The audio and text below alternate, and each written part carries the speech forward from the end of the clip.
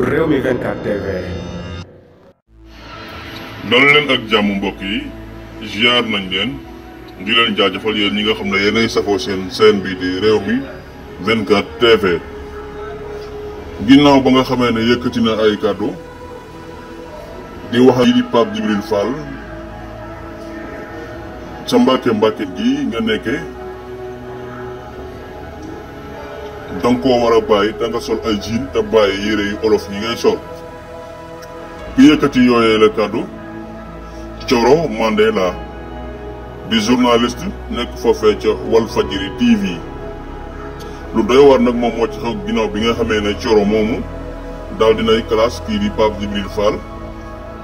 la ca doy war nag mooy dañ ko woo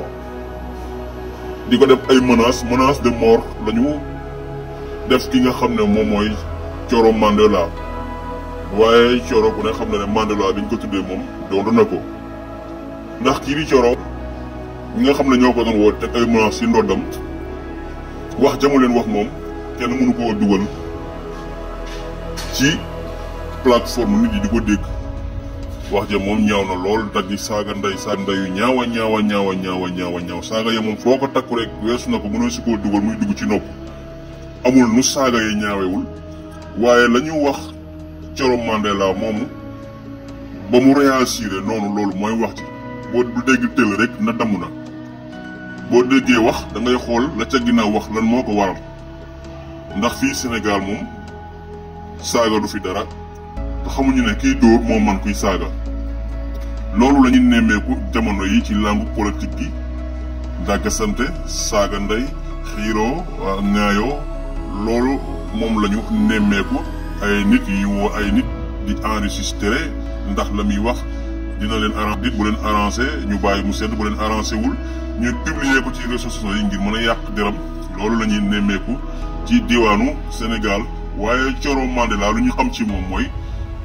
li muy liggéeyee rafet na te nitu dëgg la nit ku gëm boppam la te soxna su am diine la.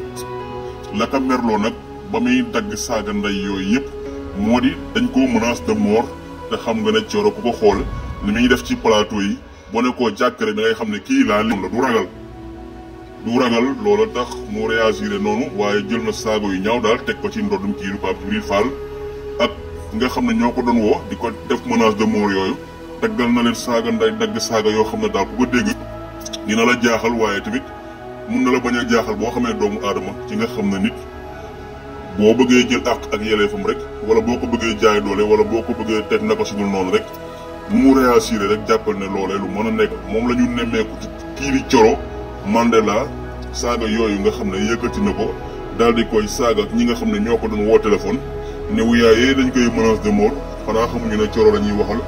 boo ko nee jàkk rek da ngay xam ne li ma sànq laal yoon la du ragal. jaa ngeen jëf mbokk yi nuyu nañ leen siyaar nañ leen jàmm ci yéen.